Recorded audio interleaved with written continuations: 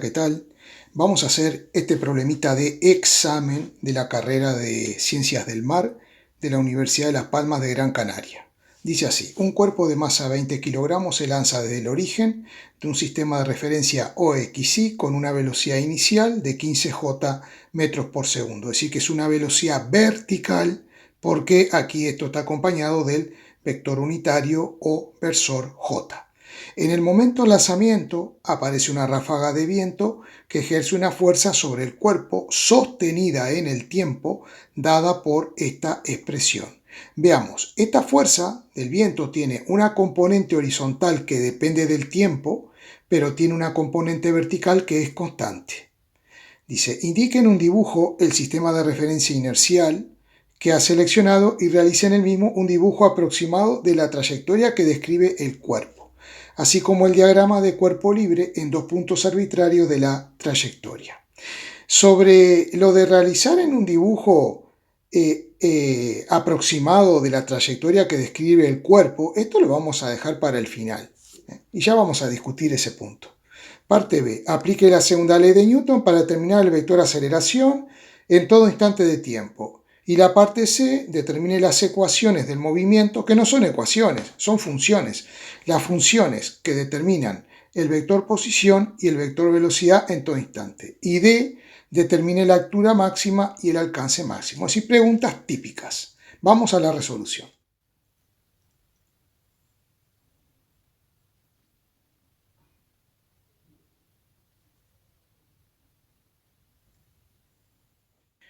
Para responder la parte A, he dibujado el objeto en t igual 0 y en un instante t igual 1 segundo. Veamos que las fuerzas que actúan en t igual 0 es la fuerza peso, que es la masa 20 kilogramos por la aceleración gravitatoria 9,81 metros por segundo al cuadrado. Eso me está dando 196,2 J Newton con signo de menos porque apunta hacia abajo según las I negativas. ¿Qué pasa con la fuerza del viento? La fuerza del viento viene dada por esta expresión. Si el tiempo vale 0, este término desaparece, que es la componente horizontal, y solo nos queda la componente vertical de 20 J Newton, la cual he dibujado aquí. Aclaro, no he realizado una escala, porque para dibujar un vector de menos 196,2 Newton a escala con otro de 20, imagínense que es prácticamente imposible en la pizarra. Bien, he dibujado también, muy importante, la velocidad inicial en ese momento, y luego, cuando el tiempo vale 1 segundo, el peso se mantiene obviamente porque no depende del peso, y la fuerza del viento, cuando sustituyo el tiempo por 1 segundo, esto me da 10 más 10, 20i. Entonces, he dibujado la fuerza del viento con sus dos componentes. Esta que vale 20 Newton y esta que también vale 20 Newton. Lo de la trayectoria, como dije antes, lo voy a dejar para el final. Si queremos calcular la aceleración en cualquier instante, aplicamos la segunda ley de Newton, que establece que la sumatoria de fuerzas es igual al producto de la masa por la aceleración cuando la masa es constante. Entonces, si yo calculo la aceleración para cualquier instante, entonces voy a tener la velocidad en cualquier instante. Y si tengo la velocidad en cualquier instante, podré conocer la posición en cualquier instante de tiempo. He ilustrado esta situación. En un instante cualquiera, el proyectil lleva una cierta velocidad y estará sometido a las fuerzas peso y fuerza del viento. He construido el paralelogramo para que tengamos una idea de en ese instante cómo sería la fuerza neta o resultante o también sumatoria de fuerzas. Por lo tanto, si la sumatoria de fuerzas en este instante fuera así, el vector aceleración será un vector que lo estoy dibujando en este momento y sería así. Porque lo que nos dice la segunda ley de Newton también es que el sentido de la aceleración es el mismo, de ahí el signo de igual, que el sentido de la fuerza resultante o fuerza neta. Y otra cosa importante, este vector aceleración me estará indicando cómo cambia el vector velocidad en ese preciso instante de tiempo. Procedemos a sumar las fuerzas. El peso vale menos 196,2 newton, que es 20 por 9,81, que es la aceleración gravitatoria, menos J porque apunta hacia las I negativas, más la fuerza del viento, que la escribo tal cual, igual a la masa por la aceleración. Si ahora divido todo entre 20, me va a quedar la aceleración despejada. Haciendo la división entre 20, nos quedará este resultado. Lo único que nos falta ahora es cerrar esto entre corchete y poner la unidad de aceleración, que es metro por segundo al cuadrado. Cuidado que en física las unidades son tan importantes como la parte numérica. Agrupamos este término en J con este, menos 9,81 más 1 me da menos 8,81 J y tenemos lista la aceleración. Nos piden la posición en función del tiempo y la velocidad en función del tiempo. Pero si tengo la aceleración, lo primero que voy a calcular es la velocidad en función del tiempo. ¿Por qué? Porque la aceleración es la derivada de la velocidad con respecto al tiempo. Y por tanto, si despejamos diferencial v, nos queda a por diferencial t. Y si ahora integramos ambos miembros de la igualdad, nos va a quedar esta expresión, donde, como siempre digo, el tiempo lo integramos entre 0 y un valor t', cualquiera arbitrario, y la velocidad entre v sub 0 y un valor v'. Muy bien, entonces, esta v' será una velocidad que dependerá del tiempo, vamos a ponerla así, v' de t'. Si resolvemos la integral en el primer miembro, nos dará v' de t menos v sub 0 y tenemos que integrar la otra expresión de la aceleración que nos quedaría 0,5 t cuadrado más 0,5t, no olvidemos los versores, I y j, menos 8,81j, todo esto por diferencial t integrado entre 0 y t'. Entonces, resolviendo esa integral, nos dará esta integral 0,5 t al cubo sobre 3 más 0,5 por t cuadrado sobre 2, todo es i, menos 8,81t j. Por tanto, al final, y haciendo las operaciones, me quedará esta expresión. Habiendo traspuesto la velocidad inicial al segundo miembro y sabiendo que es 15j, esta es la expresión para la velocidad. ¿Cómo sabemos si esto puede estar bien? Sabemos que cuando el tiempo vale 0, la velocidad inicial es 15j.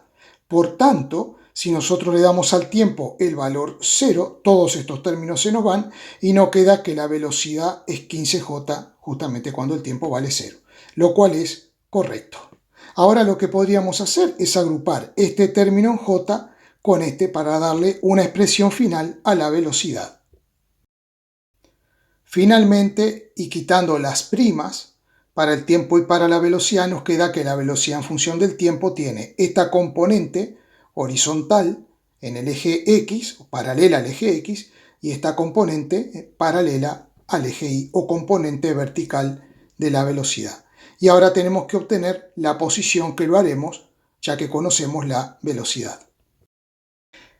Sabemos que la velocidad la podemos escribir como la derivada de la posición con respecto al tiempo. Por tanto, si despejamos diferencial de r, nos queda v por diferencial de t. Y por tanto, si ahora integramos a ambos lados del signo de igual, vamos a obtener la posición. Entonces nos quedará integral de v por diferencial t entre 0 y un t', y aquí entre un r sub 0 y un r' de t'. Bien, la primera integral ya sabemos lo que nos da.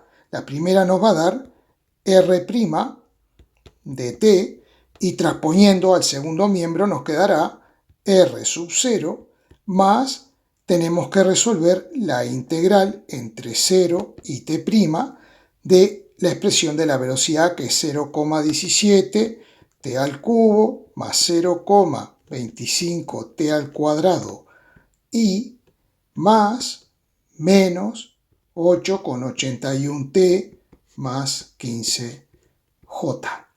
Todo esto encerrado entre corchetes y multiplicado por diferencial t.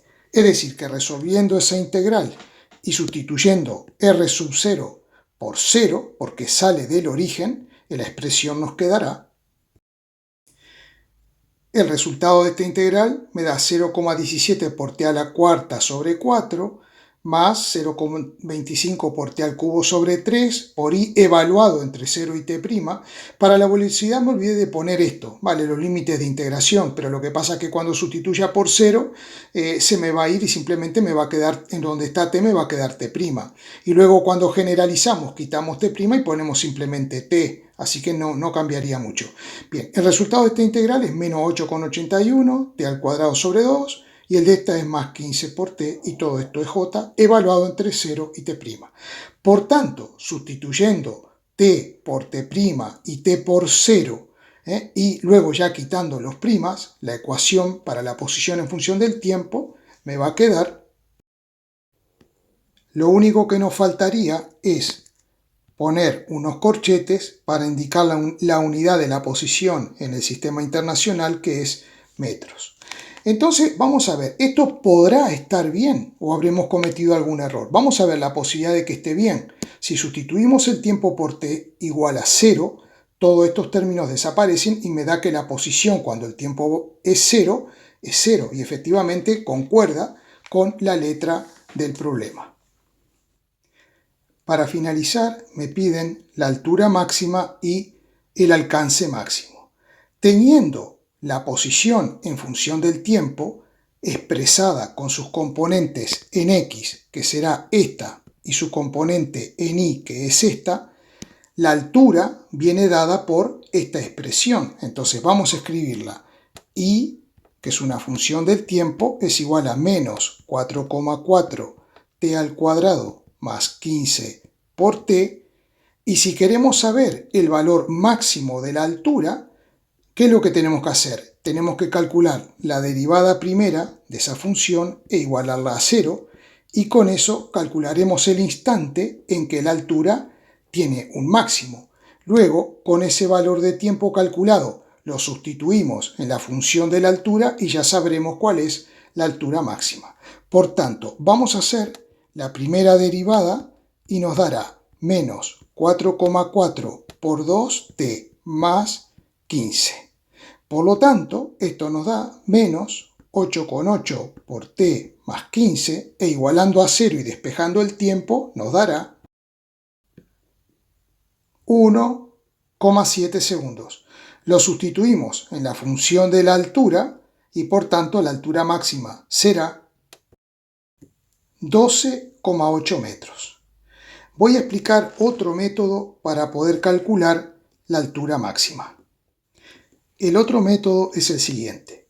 Cuando el proyectil alcanza su altura máxima, no está subiendo ni bajando. Por tanto, la única velocidad que tiene ese proyectil es una velocidad horizontal. Es la velocidad Vx. Entonces, la componente vertical Vi será 0. Analicemos la velocidad. Esta es la componente Vx y esta es la componente Vi. Entonces vamos a escribir la componente V sub i, que es igual a menos 8,81t más 15. No voy a poner j, sino cuánto... A ver, vamos a poner aquí lo que vale la velocidad, simplemente el valor V sub i.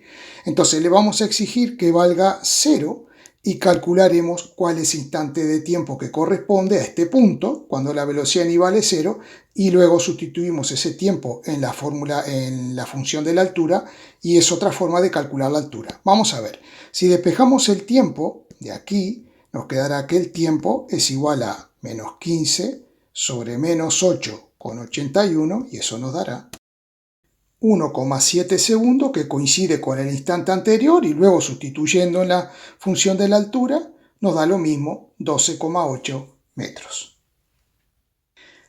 La pelotita sale del origen de coordenadas y realiza su trayectoria y luego llega al mismo nivel, es decir, altura 0.